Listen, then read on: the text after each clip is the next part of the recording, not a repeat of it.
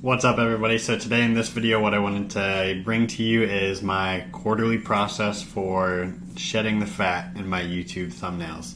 This really came from just seeing how underperforming my videos were when I was first starting out, and now it's kind of just a tradition that I do, a routine to see what's not performing, what is performing, and it really gives me an opportunity to express myself differently, to be more creative. And so if you stick around, you'll see my quarterly process for figuring out which videos aren't performing, then redoing them, specifically just the thumbnail.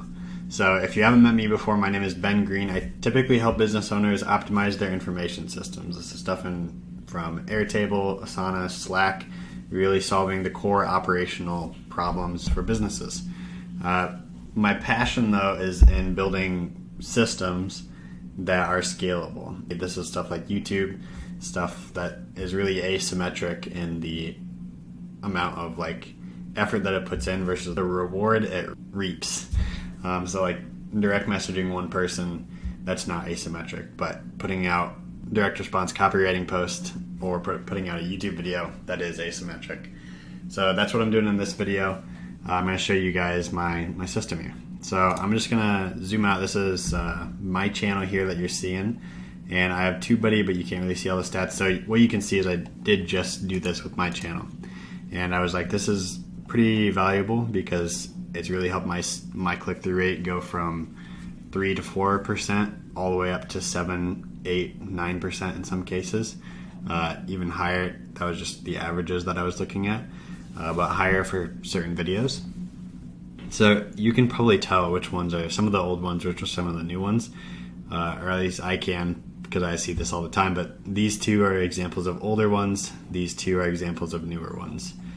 So I changed the style for some of these, and a lot of people get psyched out when they want to change some of their thumbnails because, well, if you change your thumbnail and your audience doesn't react well to it, then what if they don't like it? But what I really tried to get at with these videos that I did was the highest leverage videos that I have. So people aren't clicking on them right now. So the thumbnail already isn't working. I know that. It's my worst thumbnails. And these videos have the highest potential because, I did them in the order of the videos that have the highest potential because the videos with the most eyeballs on them, but the lowest click-through rate, that's the video that I need to change immediately. So that's exactly what I did. So I changed quite a few of these. You can see get more job offers. I changed the wording in them, changed the design, completely changed them so they're completely different. And this is my second time doing this. Had great results the first time, and I'm excited to see the new change. And I'm actually thinking I'm going to stick with this change for my new thumbnails because I got a lot of advice that the old ones weren't as professional as they needed to be or could be. So this is kind of what I'm changing them to. So I do some research before these videos, and I found there's a lot of, if you look up how to make an engaging thumbnail, I'll go through the basics of mine, but there's lots of good articles. This one's from DataBox, which is a great data aggregation tool that I actually use. But what I look for in a thumbnail are no more than, well, I would say three to five words, very easy to read on the thumbnail, having your face close up and not having too much white space. So that's what I've always typically tried to go with. So your face is showing an emotion, it's close up, they're recognizable because they're all, for me at least, they're all the same theme, I would say. They use bright colors and they're just easy to read. There's not 30 words on them. It's pretty straightforward. I really try to stick around 3 to 5 words as I can. Some of them, as you can see, go longer because they're just pretty straightforward, and that one must not have had a terrible click-through rate if I didn't change it. So that's what I've been doing with these. So now my process for actually finding the videos and then changing them. You should go into your YouTube analytics, and this is my channel. So I haven't posted in a while. I've taken a break. If you saw my last video, it was I'm taking a break. I went fishing with my family for 6 days, moved to Texas, which, as you can see in the new place, maybe I'll try to toss it around, see if you can see anything out there. You can see some of the skyline, probably not very well down in this corner down here. But I moved here to Texas, took a break, so that's why there's not many videos there. So the process here is I always just go straight up to advanced mode, and what you'll do is you'll come in and you can compare some of your stats to mine. I'm still working on my channel, it's still work in progress, so don't belittle me for anything. But basically what I do is I just come up here and change this so you get a good amount of data, change this to the last 90 days. And this is assuming your channel's been around for at least some time. Then you come up here and click Export Current View. So I would click this and then export it as comma separated values.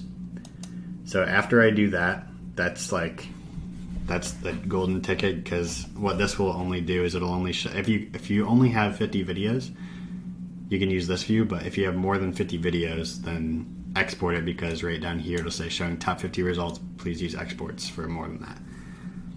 So once you have that data, you can press X and you can really get out of this. Then what I do is, I'll try to show you this. I use a tool called Airtable, which is actually the primary software that I make videos on for my channel. And what I do is I just export that CSV into a new table, just brand new table. You could do the same thing in Google Sheets. So basically I just have a simple link that pulls together. It makes it very easy to click. So click into the studio so you can see like which video it was. But basically what you're going to be looking for is this impressions click-through rate column.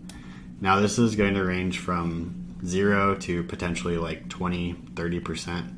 If it's a really good video, which I think that's rare. I don't have any videos quite that high, but these are the videos that I was targeting. So right here, what I did was I tried to narrow it down to around 40 videos. I then picked the top 25 videos that I wanted to target based on like my KPI. So my key KPI for worst performing videos was the click-through rate. And that's what I started out with, and then I realized there's a higher value, because for some of these, if I just sort by the click-through rate, then I'm going to get some that are very like yes, I should definitely be sort them the other way, 1 to 9. Like there's some here, for example, this video. This video has a terrible click-through rate, but it's not getting any impressions. So if I spend 10 minutes on this one, it's not going to get nearly the benefit as if I spent 10 minutes on this one, because this one has a ton of impressions and it has a terrible click-through rate. So if I can improve this one to 5% versus this one to 5%, then I'm going to be getting quite a few more views daily if I do this one.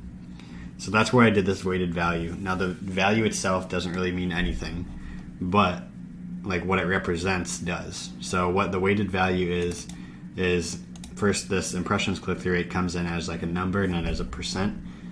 So as you can see, it's like listed as a number. So the weighted value, I take the impressions divided by the percent. And so this is actually gonna make the largest value the one of highest potential yield, for example. So the one that has the highest yield, it looks like, is this first one up here.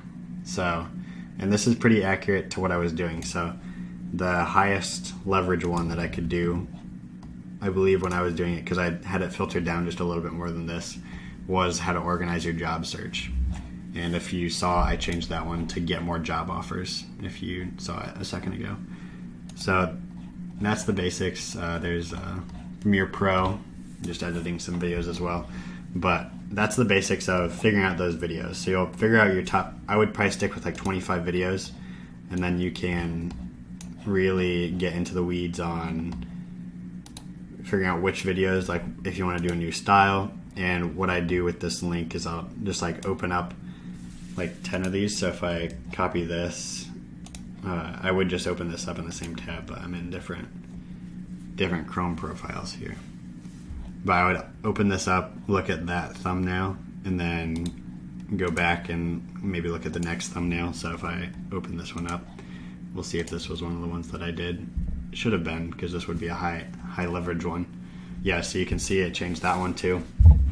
But that's what you need to do. Just come in here, look at the old thumbnails, and then figure out, like, okay, now what's going on. So the next thing I do is I go, and this is kind of my process for recording doing all my thumbnails, is I like to have lots of different options when I'm doing the thumbnails, but I don't want to sit behind every single video and cut out my face out of each one. So if out of every video I had to expand this, make a funny face, and point to something, that'd be too much effort. So I'm looking for something a little bit higher yield than that.